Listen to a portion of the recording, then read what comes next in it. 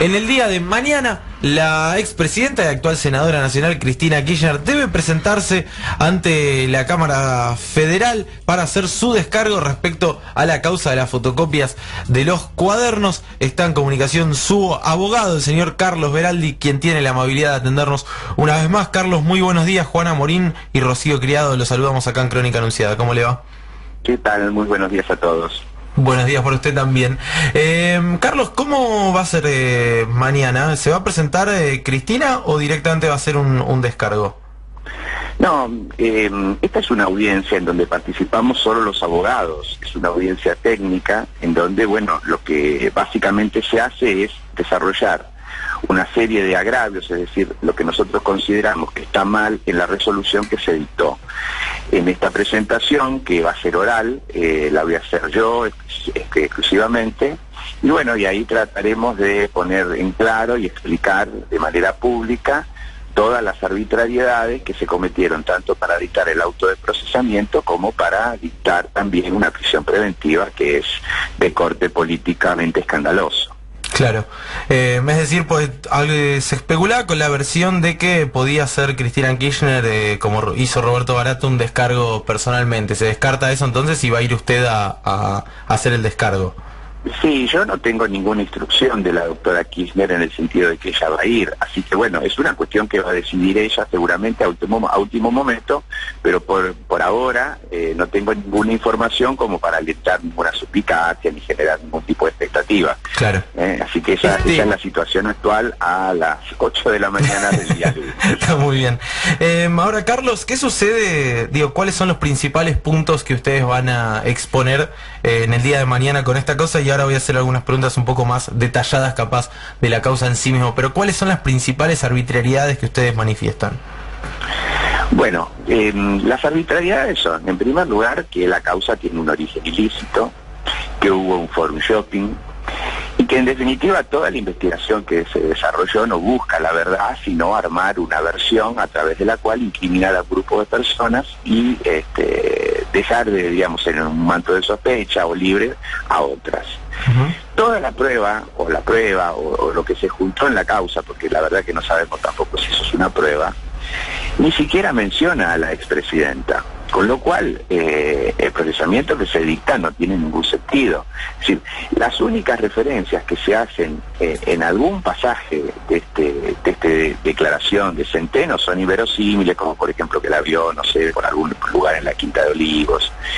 En general, ninguna de las personas que hablan, más allá de ciertas referencias sobre la dirección en la que iría el supuesto dinero, en ningún caso se vinculan con la expresidenta, con lo cual, digamos, dictarle un auto de procesamiento en esa línea es totalmente arbitrario. Claro. Y bueno, y lo mismo pasa con la prisión preventiva, es decir, se llega al absurdo de querer justificar que puede entorpecer la investigación porque habría ciertos sectores del periodismo a través del cual ella podría expresarse, lo cual es otra barbaridad que, digamos, no resiste el mayor análisis. Claro. Ahora, Carlos, una consulta más bien técnica ya respecto a la causa.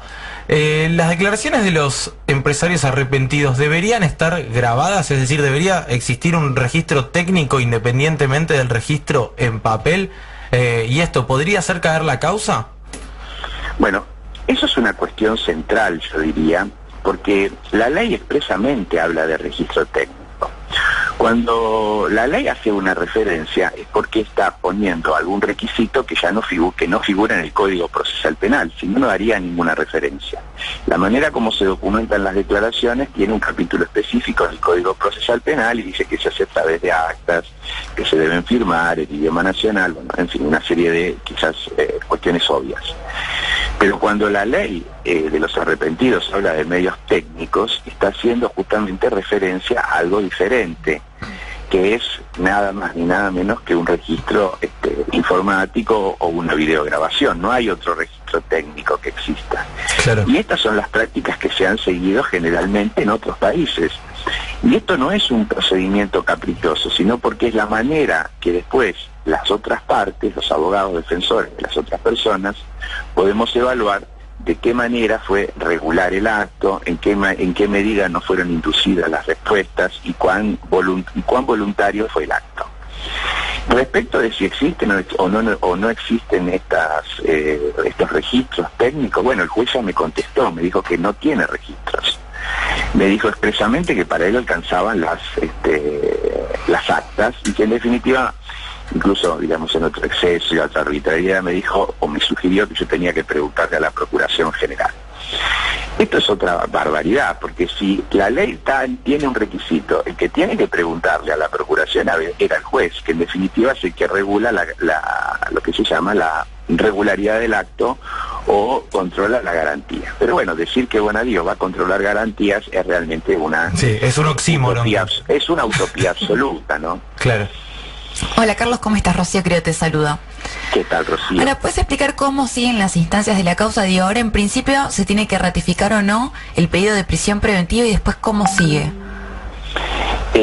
Lo que tendrá que hacer la Cámara una vez que todas las partes hayamos hecho esta audiencia es tomarse un tiempo, analizar todas estas situaciones y resolver si confirma tanto el auto de procesamiento como la prisión preventiva.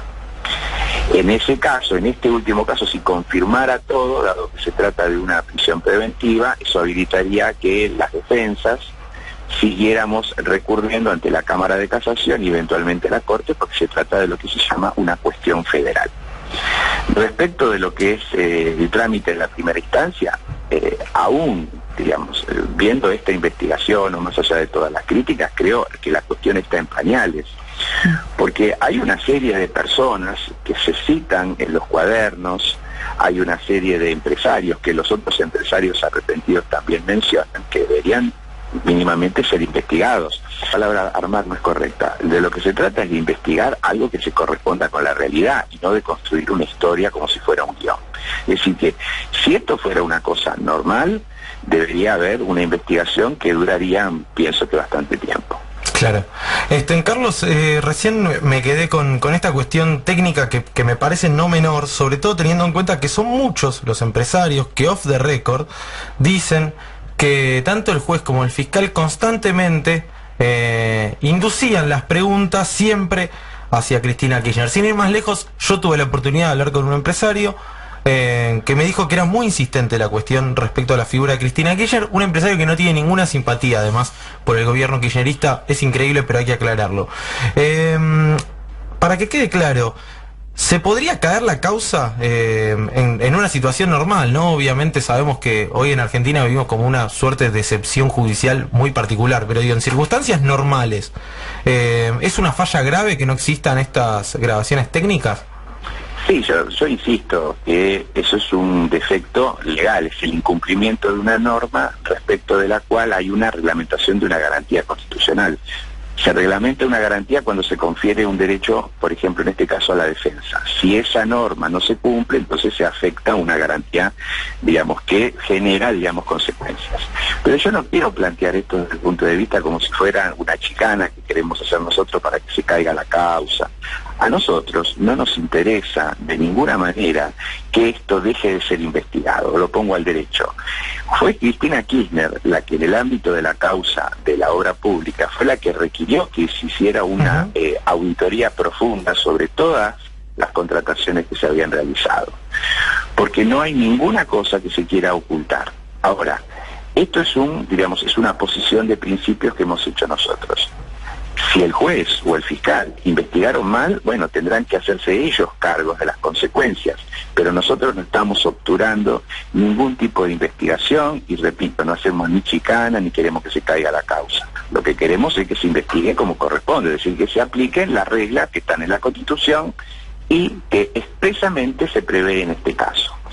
Yo fui específicamente crítico de este procedimiento, incluso lo hice público, y requerí que se citara al periodista Fontevecchia, que como todos sabemos no tiene ninguna aproximación o proximidad con el kirchnerismo. No, claro. Y hasta ahora es una medida de prueba que sigue en pie, porque no han hecho lugar a la misma, y lo voy a reiterar mañana en la audiencia, porque la Cámara tiene la facultad para que esto se reciba y lo reciban directamente los jueces. Claro. Pero, digamos, para que el absurdo sea total, el juez, frente a esta, este riesgo, esta amenaza, ¿qué hizo?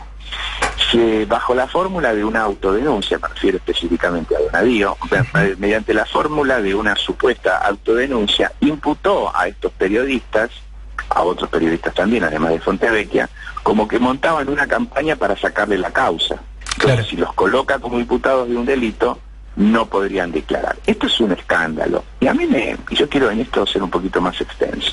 Me llama mucho la atención que todas las organizaciones que defienden a los periodistas, que hablan de la libertad de prensa, no hayan puesto el grito en el cielo sobre esta cuestión. Porque que se ataque a un periodista por informar es una cosa realmente que ya excede el interés de las partes. Entonces, ¿qué hice? Pedí el juicio político nuevamente del juez, como lo había anunciado en un comunicado, y me presenté ante la Cámara de Diputados, ante la Comisión de Libertad de Expresión, y pido también que intervenga esta comisión. Claro. Bien. La última, Carlos, en un futuro, por todas estas irregularidades que vienen marcando tanto a Bonadío como al fiscal Carlos Stornelli, a mí me da la impresión, o me gustaría saber en realidad, si en un futuro, cuando obviamente cambien los vientos políticos en Argentina, porque digo, es muy curioso que haya cambiado el viento político y que de golpe hayan comenzado a tramitar y a correr un montón de prisiones preventivas, que haya cambiado directamente la doctrina, que estemos, insisto, en un estado de excepción, te guste o no, seas afín o no a tal o cual partido político, creo que es innegable. ¿Usted considera que pueden llegar a caberle denuncias penales a los jueces y a los fiscales que están actuando de esta manera, o cree que va a haber cierto grado de impunidad? Mire, yo creo que en realidad va a pasar lo que ya está pasando. Ya hay una denuncia por privación ilegal de la libertad que ha presentado uno de nuestros colegas, que está en realidad comenzando. Esta situación de excepción no es algo que hayamos marcado nosotros, sino que leí ayer en el diario que la ex canciller Malcorra decía también que la utilización de las prisiones preventivas era una cuestión que afectaba incluso la imagen de nuestro país a nivel internacional. Por eso excede, insisto excede el interés que podemos tener cada uno de nosotros. Claro. Y en esto creo que va el Estado de Derecho. Por eso, si me permite, nosotros estamos organizando, nosotros abogados y gente de la justicia, un evento que va a tener lugar en la Facultad de Derecho este jueves 8 a las 18 horas en el Salón de Actos. Es un salón muy importante donde los abogados recibimos nuestro título y vamos a exponer 5 reformas a este sistema penoso que estamos viviendo en la justicia, que se pueden implementar con rapidez. No es un acto para que vayan solo abogados, para que vaya el público en general, cualquiera. Entonces yo les pido a la gente que nos acompañe, que se entere de lo que está pasando y que participe de este movimiento que nosotros hacemos, que se llama Iniciativa Justicia.